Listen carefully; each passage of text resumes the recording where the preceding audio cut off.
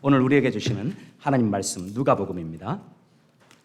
오늘 우리에게 주시는 하나님 말씀 누가복음 5장, 누가복음 11장 5절에서 13절의 말씀입니다.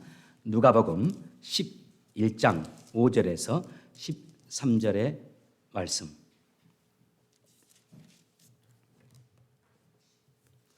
자, 5절 제가 먼저 읽겠습니다. 예수님께서 제자들에게 말씀하셨습니다. 너희 중 한 사람에게 친구가 있어 한밤중에 찾아와서 말했다. 친구, 내게 빵 3개만 빌려주게. 내 친구가 여행하여 내게로 왔는데 그에게 차려줄 것이 하나도 없다네.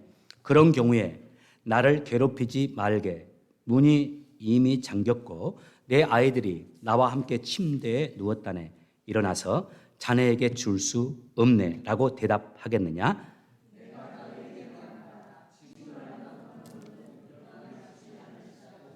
끈질기게 조르기 때문에 일어나 필요한 만큼 줄 것이다. 그러므로 내가 너희에게 말한다. 구하라. 그러면 너희에게 주어질 것이다. 찾아라. 그러면 찾을 것이다. 두드리라. 그러면 문이 너희에게 열릴 것이다. 구하는 사람마다 받을 것이다. 찾는 사람은 찾을 것이다. 두드리는 사람에게는 문이 열릴 것이다. 너희 가운데 어떤 아버지가 아들이 생선을 달라는데 생선을 주지 않고 뱀을 주겠느냐?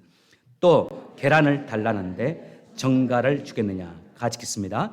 너희가 악하더라도 좋은 것을 자녀에게 주려고 한다.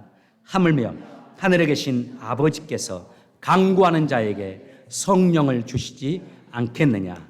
아멘. 예, 자리에 앉으시기 바랍니다. 예, 자리에 앉으세요. 저희가 계속해서 2023년 이렇게 삽시다 1월 한 달을 시리즈 설교로 나가고 있습니다. 첫 번째 말씀 기억하십니까? 첫 주에 2023년 아무리 힘들고 어렵다는 전망이 나도 용기를 가집시다. 불안을 떨쳐버리고 주를 의지하고 용기를 가집시다. 대신에 순종만 하며 삽시다 했습니다. 지난주 말씀, 두 번째 말씀은 하나님의 은혜를 구하며 삽시다. 그래서 중요한 히브리 단어 하나 했죠. 많이 들었을 거예요. 헤세드라는 단어입니다.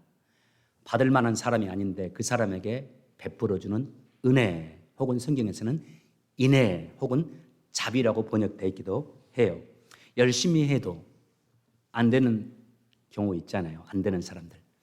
그런데 뭐 특별하게 열심히 하지 않아도 일이 잘 풀리는 사람들도 있잖아요. 또 그런 경우도 있고. 무엇을 말하죠? 하나님의 은혜가 필요하다는 거. 하나님이 도와주셔야만이 일이 가능하다는 거. 용기를 가지며 살자. 2023년. 두 번째, 하나님의 은혜를 구해서 하나님의 도우심을 받으며 살자라는 말씀이었습니다. 세 번째입니다. 2023년 이렇게 삽시다. 기도로 삽시다 했습니다. 2023년 복잡하다고들 하는데 2023년을 기도로 돌파해 나가자는 말씀이었어요. 지난 3년 동안의 팬데믹이 우리의 신앙에 큰 영향을 미쳤어요. 긍정적인 부분도 있지만 부정적인 부분이 더 많습니다. 참 이거 회복해야 될 게 하나 있습니다. 가장 우리에게 지금 필요한데 가장 약해진 부분, 바로 기도예요. C.S. 루이스라는 유명한 분이 계시잖아요. 그분이 강연하고 대학교에서 강연하고 있는데 한 청년이 그에게 다가와서 물었습니다. 선생님, 교수님, 선생님은 기독교인들이 기도하여 기적을 경험한다고들 하는데 그거 우연의 일치라고 생각해 본 적은 없습니까? 그때 루이스가 그 청년에게 이렇게 대답했다고 하죠. 맞습니다. 어쩌면 학생의 말대로 기도의 응답이 우연의 일치일 수도 있습니다. 그런데 기도를 멈추면 그 우연도 멈춘다는 사실입니다. 우리 예수님은 기도하는 분이셨어요. 성경을 보면 예수님은 시간과 장소를 정하시고 늘 그곳에 가셔서 기도하셨어요. 예수님의 공생애를 보면 예수님은 기도를 쉬지 않으셨어요. 심지어 십자가를 지시기 전날 밤 마지막 그분이 하신 사역이 여러분 아시다시피 집에 가면 많이 걸려 있는데 성화, 최후의 만찬, 제자들과 함께 마지막 식사를 하시면서 예수님이 가장 중요한 말씀을 제자들에게 남겨주셨거든요. 그리고 나서 예수님이 하신 마지막 행동이 있습니다. 이것 하시고 잡히시고 또 십자가를 지시게 돼요. 뭔지 아시죠? 겟세마네 동산에 올라가셔서 기도하셨어요. 자신이 지실 십자가를 놓고서 기도하고 또 제자들을 위해서도 기도했습니다. 예수님은 기도의 사람이셨어요. 오늘 본문이 예수님께서 그 기도에 대해서, 기도의 사람이신 예수님께서 기도에 대해서 가르쳐주는, 성경에 많이 나오는 기도에 대한 교훈 가운데 가장 중요한 교훈입니다. 주님은 우리에게 이렇게 말씀하세요. 기도해라, 기도하라, 기도하되 간절히 기도하라고. 기도하라, 기도하되 간절히 기도하는 너희가 되라고 말씀합니다. 본문에서 우리 주님께서 제자들에게 한 비유를 들어서 말씀을 전하세요.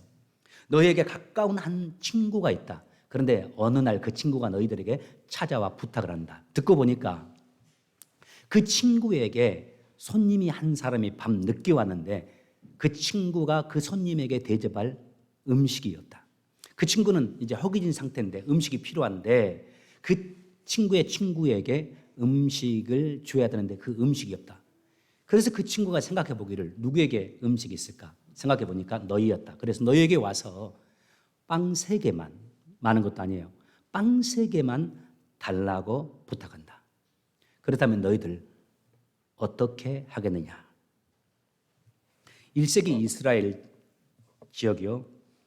여행객들이 또 손님들이 찾아올 때 낮에 찾아오기보다는 밤에 오는 경우가 많았습니다.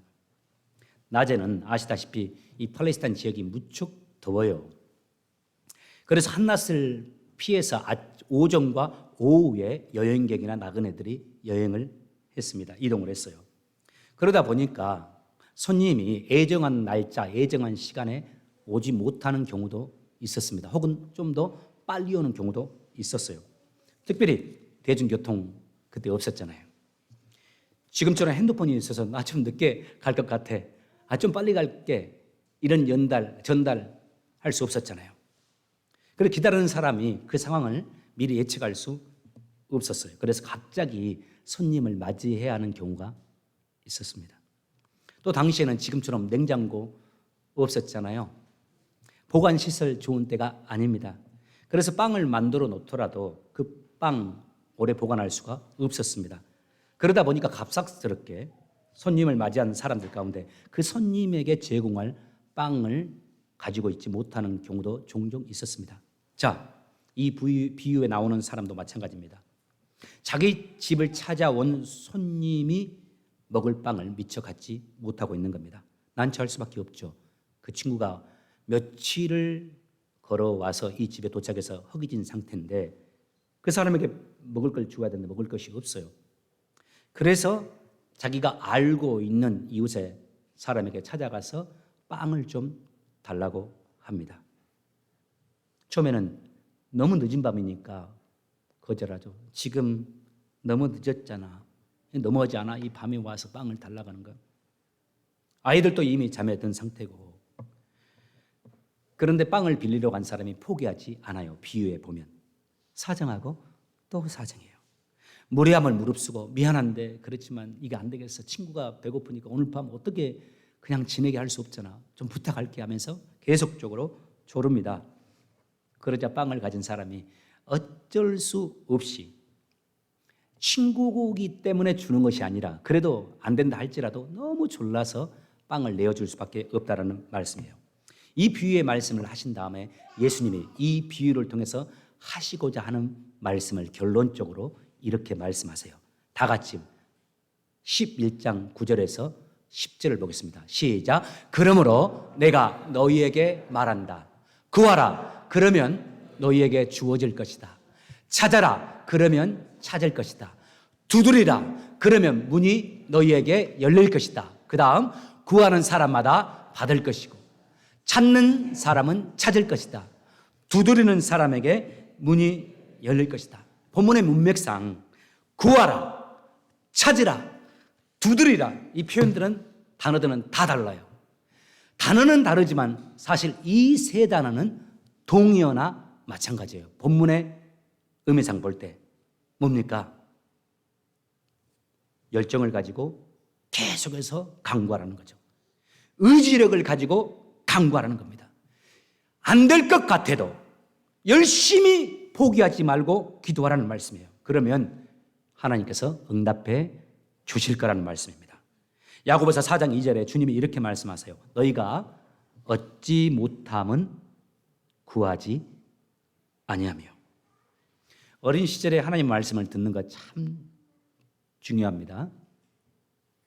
여기 지금 빅토리아가 앉아 있지만은 이 중고등학생 때 하나님의 말씀을 듣는 것, 심지어는 우리 라미와 같이 어린 아이들, 데이비드와 같은 어린 아이들도 하나님의 말씀을 이렇게 듣고 판단할 수 없는 것 같지만은 그 아이들의 영혼에 말씀이 계속 스며들어가고 있어요. 하나님의 말씀, 어린 시절에 듣는 말씀들은 가슴에 새겨집니다. 머릿속에는 남지 않아도요. 하나님의 말씀이 가슴에 새겨지면 평생토록 지워지지 않아요. 필요할 때 꺼내서 쓰는 거예요. 여러분 어린 시절에 부모님 따라서 어쩔 수 없이 교회 다니신 분들이 있죠. 여기 살아가면서 예수님을 그렇게 사랑하지 않았어도 살면서 중간중간 교회에 가서 들었던 말씀이 생각나는 거예요. 그리고 살면서 그 말씀이 이 말씀이었구나. 어렸을 때 들었던 그 하나님의 말씀이 이 말씀이었구나. 나를 향하신 하나님의 사랑의 말씀이었구나. 이것들이 중간중간 생각나는 거예요. 어렸을 때 들었던 말씀이 인생의 좌표가 되고 마음에 깊이 새겨져요. 저의 어린 시절 신앙의 멘토였던 주희천 전도사님, 지금 목사님이 되셨죠. 그분이 우리에게 많은 말씀을 주셨는데 교회에 대해서 말씀하신 거 기억나고 또 한 가지 다른 거 말씀 기억 안 나요? 이게 기억나요. 그분이 우리에게 하신 말씀 자주 말씀하셨어요. 기도의 사람이 되라. 기도하되 간절히 기도해라.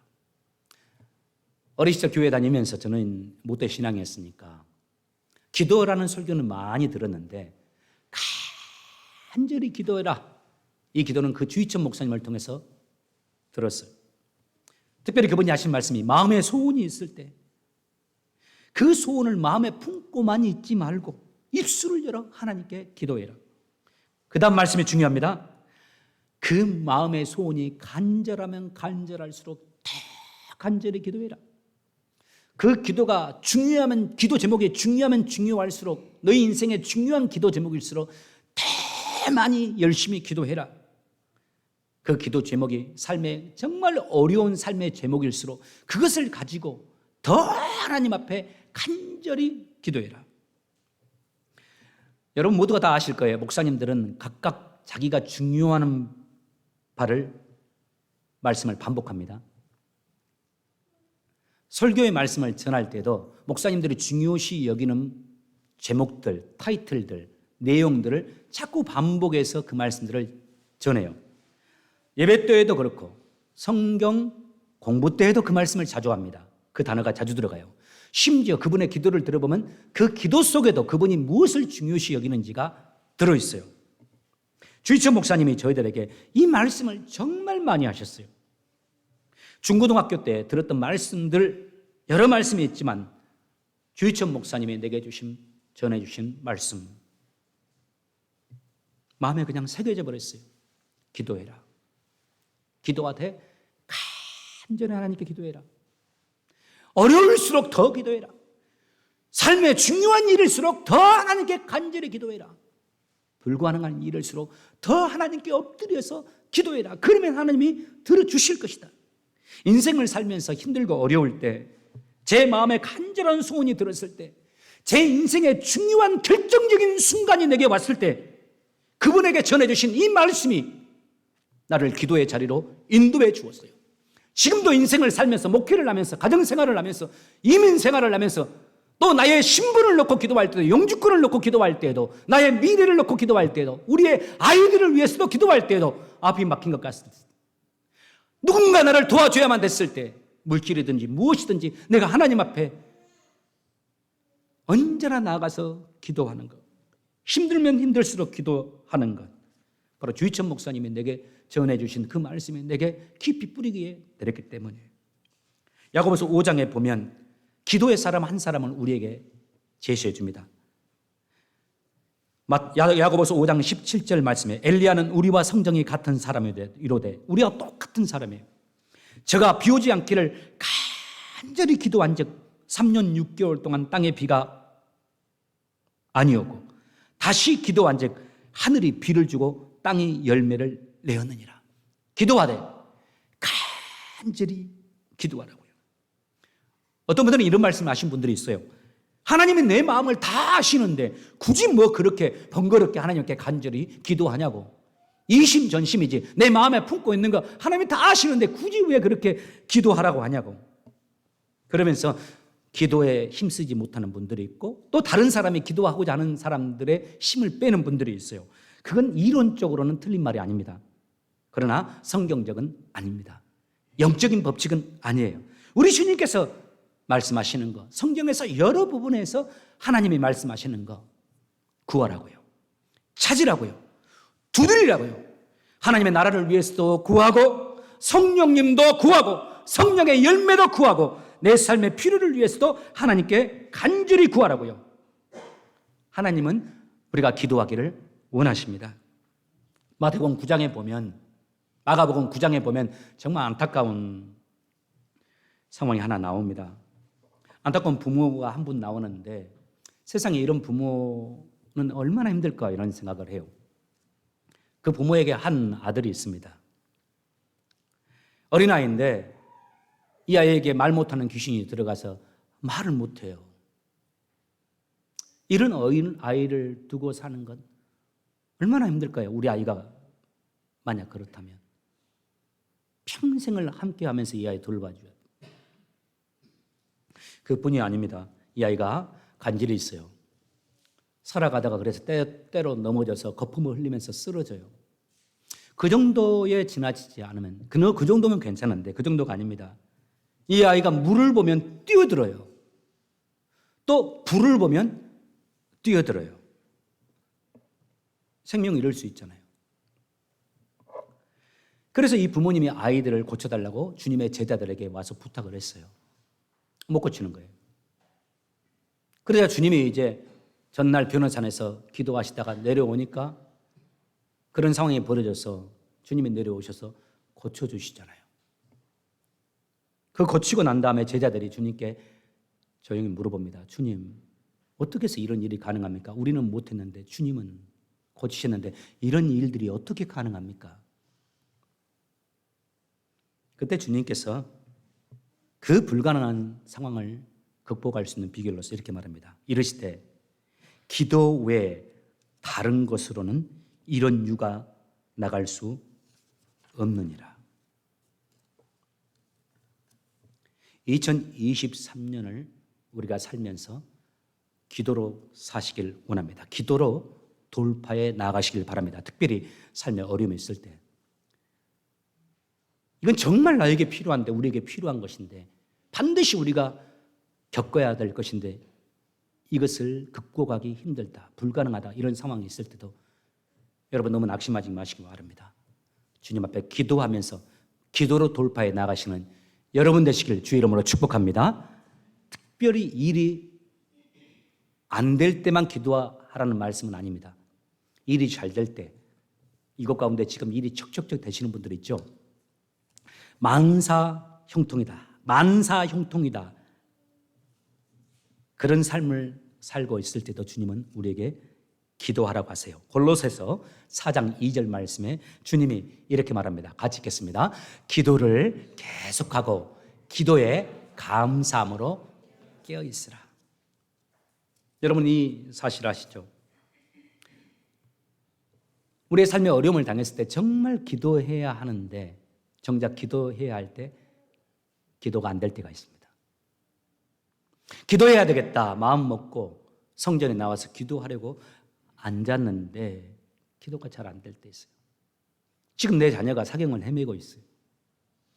지금 내 사업체가 까딱 잘못했다가는 이제 무너질 상황이에요. 부도날 상황이에요.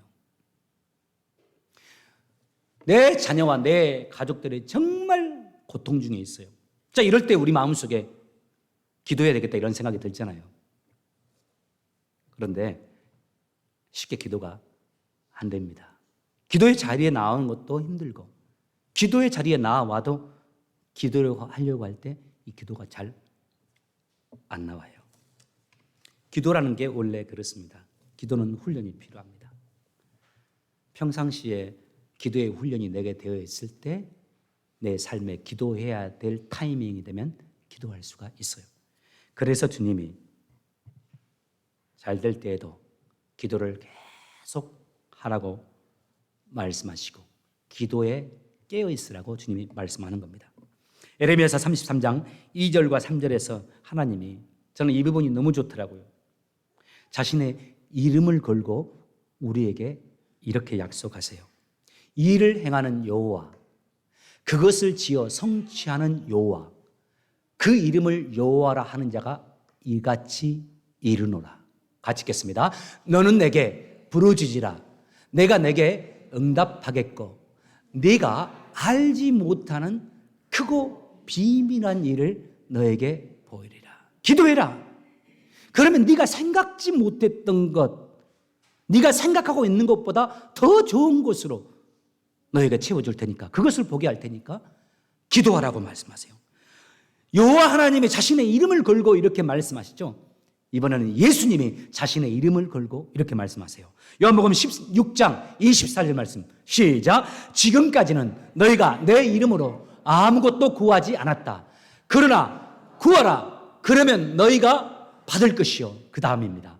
너희 기쁨이 가득 것이다. 주님이 말씀하세요. 구하라, 찾으라, 두드리라. 구하되 간절히 구하라. 기도에 깨어 있으라. 그러면 받을 것이다. 네가 구하는 그 기도를 들어서 그 기도에 응답해 줄 것이고, 그로 인해서 응답받은 너희는 기쁨을 누리게 될 것이다. 여러분, 구하시기 바랍니다. 간절히 구하시기 바랍니다. 불가능할 것 같다. 이거는 안 될 것 같다. 근데 꼭 돼야 돼. 그렇다면 그것을 놓고 계속 구하세요. 기도에 대한 설교를 준비하면서 저는 이제 시리즈 설교를 이렇게 준비하고 2월 설교들도 타이틀을 미리 정해놓고서 중요 책들을 읽으면서 설교를 이렇게 하나씩 준비해 갑니다. 기도에 대한 책을 2주 전에 또 읽으면서 오늘 설교를 준비했는데 그 가운데 아주 재미있는 말이 있어요. 이 남편이 믿음이 없어요. 교회를 다닌다 말다. 이 와이프는 정말 믿음이 좋아요. 새벽기도도 열심히 하고요. 그런데 이 와이프가 너무 좀 힘들어서 새벽기도를 못 나가고 잠을 자고 있었어요. 어느 날 남편이 툭툭 치면서 말하더래요. 왜 새벽기도 안 나가냐고. 왜 그래서 피곤해서 그렇다고 그랬더니, 이 사람아, 지금 우리 사업이 중요한데 가서 기도해야지. 와이프들 깨어서 기도해야 합니다. 기도로 자녀들을 지켜야 합니다. 기도로 가정을 지켜야 합니다. 그리고 남편도 조금 기도해야 합니다. 하나님 우리에게 말씀합니다. 우리의 삶의 어려운 부분들 기도하라고요. 우리 학생들은 진로를 놓고서 여기 해놔도 있는데 아주 중요한 순간 보내고 있는지 알아요. 이제 대학원도 가야 되니까 기도하기 바랍니다. 여러분 자녀들 양육하실 때 이 땅의 모든 자녀들은 다 양이 안 찹니다. 이 땅의 모든 자녀들은 부모님이 보았을 때 정말 답답하고 어려움이 있습니다. 그것 보고 실망하지 마시고 포기하지 마시고 하나님께 나아가서 두 손을 들어 기도하고 하나님의 간구하면서 그 자녀를 양육하시길 바랍니다. 사업하시는 분들, 직장의 모든 어려움 속에 있는 분들, 그리고 목회하는 저까지 하나님 앞에 입술을 열어 기도함으로 응답을 체험하시고 우리 주님이 약속하신 말씀, 너희 기쁨이 가득하게 될 것이라는 그 약속의 말씀이 2023년 여러분과 함께 하시기를 예수 이름으로 축복합니다. 살아계신 아버지 하나님,